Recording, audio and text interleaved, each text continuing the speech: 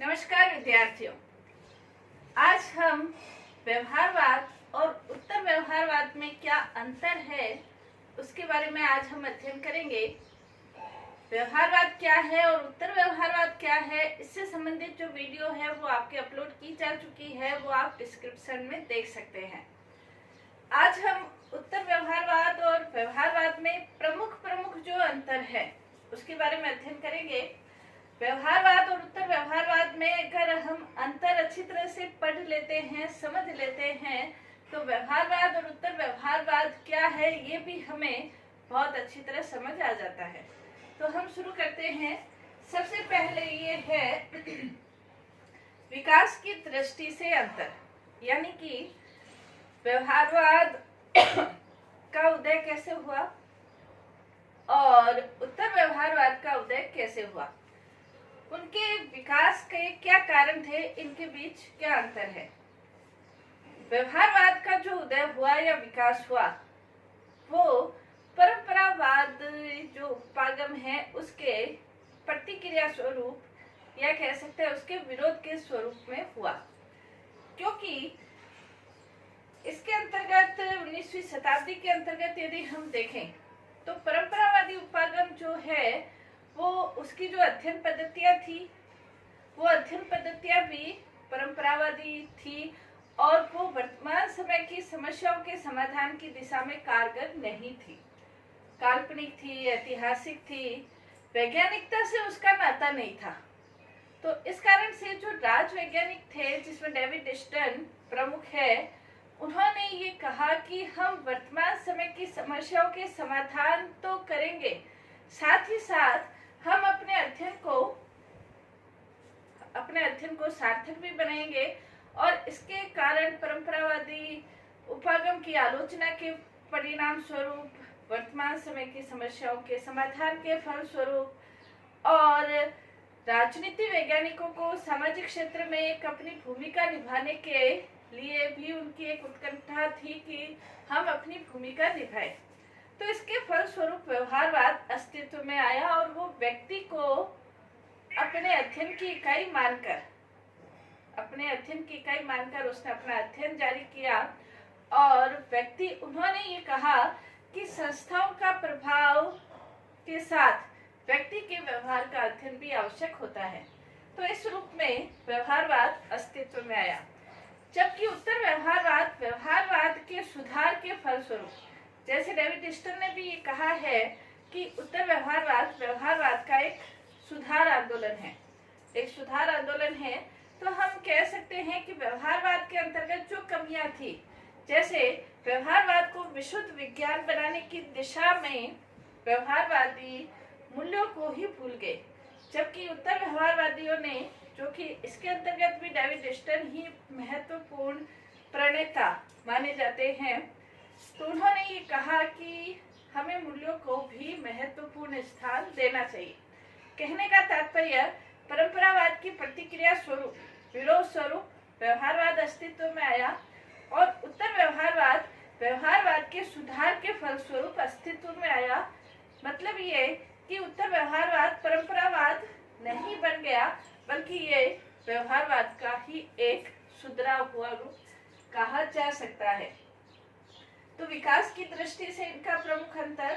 दूसरा, रचनात्मकता की दृष्टि से भी इनका प्रमुख अंतर है।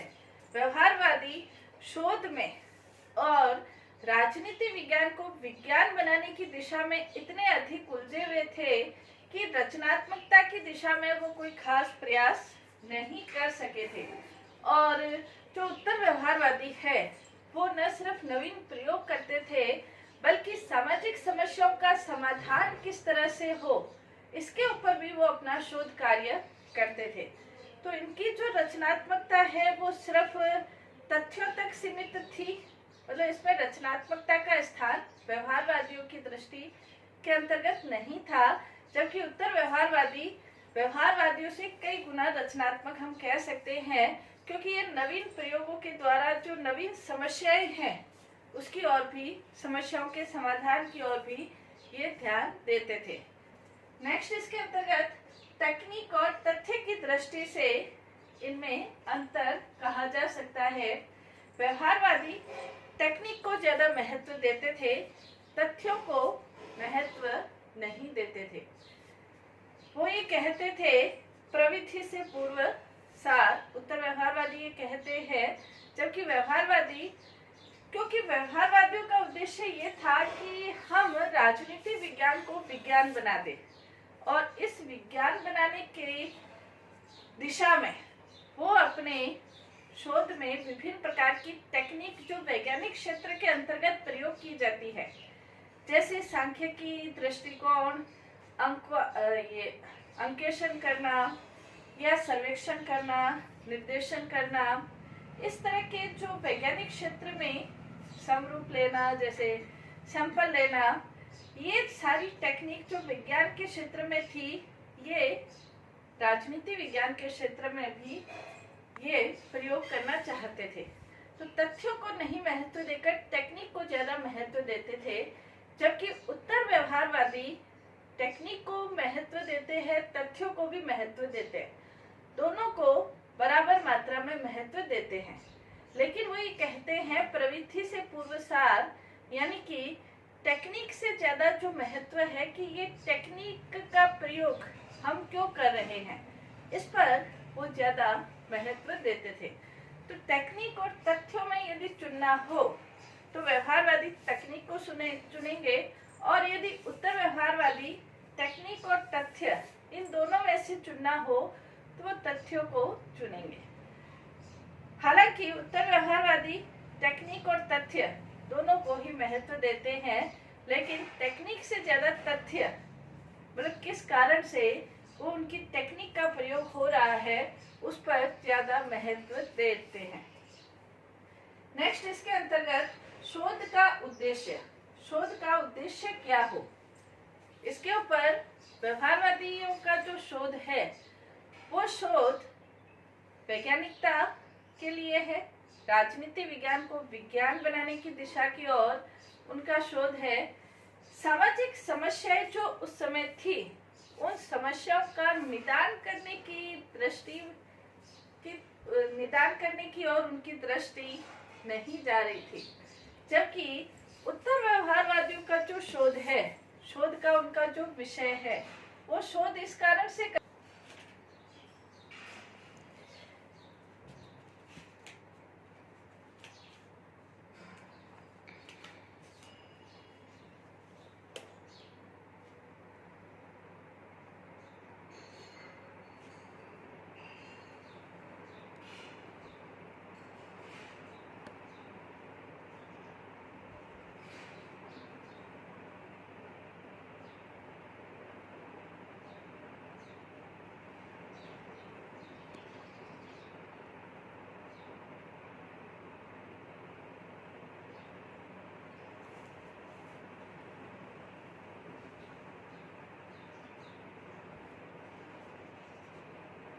के शोध का उद्देश्य वैज्ञानिक की दिशा की ओर अग्रसर करना है राजनीति विज्ञान को, जबकि उत्तर व्यवहारवादियों के शोध का उद्देश्य सामाजिक जो समस्याएं, आर्थिक समस्याएं है, समस्याओं के समाधान की दिशा की ओर उनका शोध का उद्देश्य रहता है।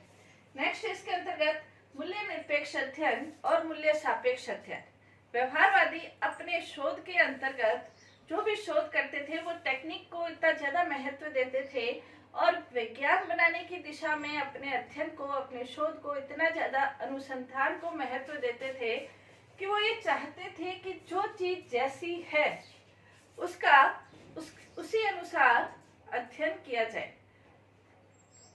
मूल्य निरपेक्ष अध्ययन है, यानी कि मूल्यों की किसी भी प्रकार की भूमिका को वो व्यवहारवादी स्वीकार नहीं करते थे।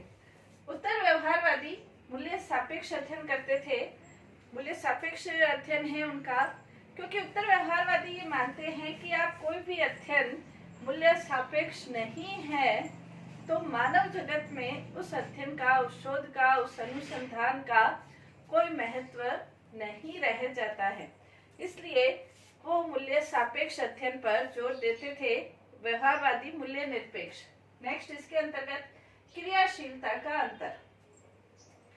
व्यवहारवादी क्रियाशील नहीं थे, वो अपने जो बंद कमरे हैं, लाइब्रेरी है, उसमें बैठे रहते थे और अनुसंधान के ऊपर ज्यादा महत्व देते थे, खोज के ऊपर महत्व देते थे, क्योंकि उनका उद्देश्य यही था कि जो तथ्य है, जो आंकड़े हैं, उनका उन्हीं रूप में अध्ययन किया जाए। उन अध्ययन का सामाजिक उपयोगिता क्या है, उसका उनका कोई लेना देना नहीं था। उत्तर व्यवहारवादियों ने इसमें भी सुधार किया। उत्तर व्यवहारवादी क्रियाशीलता को महत्व देते थे। वो ये मानते थे कि एक राजनीति विज्ञान का, वैज्ञानिक का, एक बुद्धिजीवी का महत्व तभी है जब उनका अनुसंधान और उनकी खोज सामाजिक समस्याओं के समाधान की दिशा की ओर अग्रसर हो। हम खोज तो कर ले, लेकिन उस खोज की सामाजिक जीवन के अंतर्गत, उस अनुसंधान की सामाजिक जीवन के अंतर्गत कोई उपयोगिता ही नहीं है, तो फिर ऐसे अनुसंधान का फायदा क्या है। तो वो क्रियाशीलता को महत्व देते थे कि फील्ड क्षेत्र में जाकर वास्तविक तथ्य एकत्रित करके समस्याओं के समाधान की दिशा में अनुसंधान हो, उस पर महत्व देते थे, जबकि व्यवहारवादी बंद कमरों में बैठकर सिर्फ अध्ययन पर महत्व देते थे। नेक्स्ट, इसके अंतर्गत स्थायित्व की दृष्टि से अंतर। व्यवहारवादी स्थायित्व पर ज्यादा महत्व देते थे। जो चीज जैसी है उसका उसी रूप में अध्ययन करते थे और वो ये चाहते थे कि जो चीज जैसी है वो वैसी ही रहे। वो परिवर्तन के इच्छुक नहीं थे, क्योंकि परिवर्तन करने से उनका जो शोध है वो वैज्ञानिकता की दृष्टि से थोड़ा कम हो जाता है। जबकि उत्तर व्यवहारवादी जो थे वो स्थायित्व को ज्यादा महत्व नहीं देते, बल्कि समाज के अंतर्गत, अंतर्राष्ट्रीय क्षेत्र में, राष्ट्रीय क्षेत्र में, किसी भी क्षेत्र में यदि कोई नवीन परिवर्तन होता है तो वो उसे सहर्ष स्वीकार करने के लिए तैयार रहते हैं। नेक्स्ट, इसके अंतर्गत प्रासंगिकता का अंतर। व्यवहारवादी का जो शोध है वो प्रासंगिक हो या नहीं हो, वो इस चीज पर ज्यादा ध्यान नहीं देते थे। वो अपने शोध को वैज्ञानिक बनाने की दिशा में ही अग्रसर थे। प्रासंगिक बनाना उनके शोध का, अध्ययन का उद्देश्य नहीं था। जबकि उत्तर व्यवहारवादी अपने शोध, अपने अनुसंधान, अपने अध्ययन को सामाजिक जीवन की ओर, आर्थिक, राजनीतिक जीवन समस्याओं के समाधान की ओर प्रासंगिक बनाना चाहते थे। जो भी शोध कार्य है उस वर्तमान समाज के लिए यदि प्रासंगिक है तभी वो शोध करेंगे, वरना वो शोध नहीं करेंगे।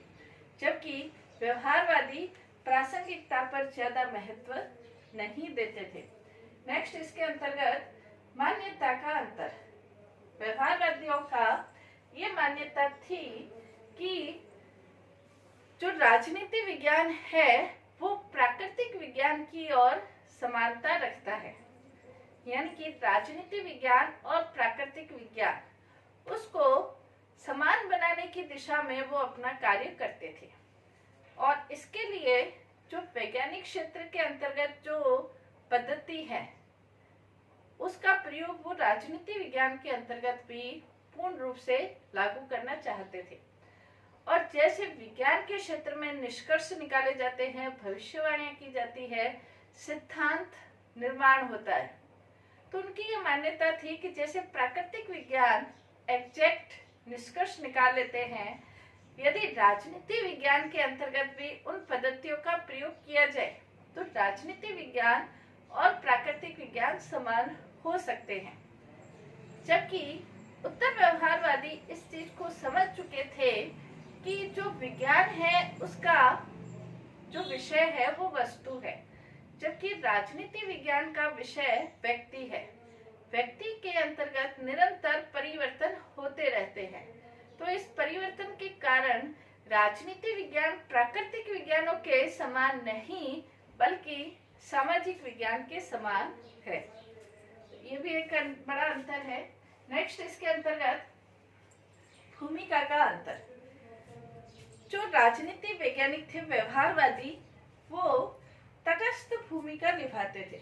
वो अध्ययन का जो विषय है, अनुसंधान का जो विषय है, किसी भी समस्याओं का समाधान की दिशा में उनका अध्ययन नहीं होता, बल्कि उनका जो अध्ययन है व्यक्ति का जो व्यवहार है कैसा है और व्यक्ति का व्यवहार क्यों है, इस दिशा की, और संस्थाएं क्या है, संस्थाओं पर व्यक्तियों के व्यवहार का क्या प्रभाव पड़ता है, ऐसे इनका अध्ययन था व्यवहारवादियों का। जबकि उत्तर व्यवहारवादियों का जो अध्ययन है वो अध्ययन सक्रिय भूमिका का था।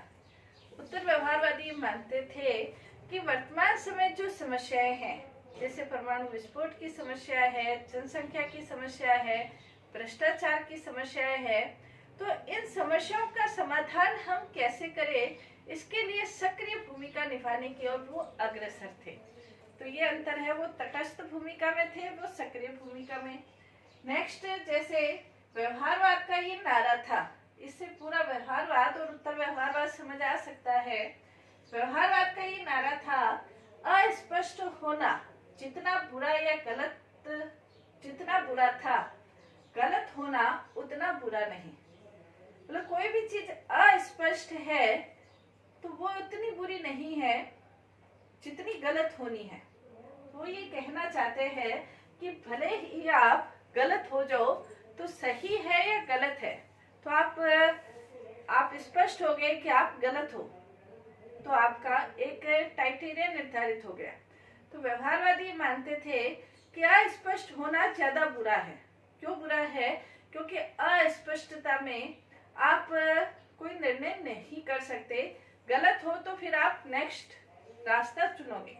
तो अस्पष्ट होना जितना बुरा था, गलत होना उतना बुरा नहीं है, ये व्यवहारवादी मानते थे।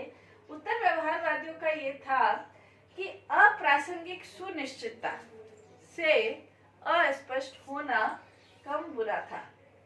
ये आपके कई बार कंपटीशन एग्जाम में इन दोनों के नारे भी पूछे जाते हैं।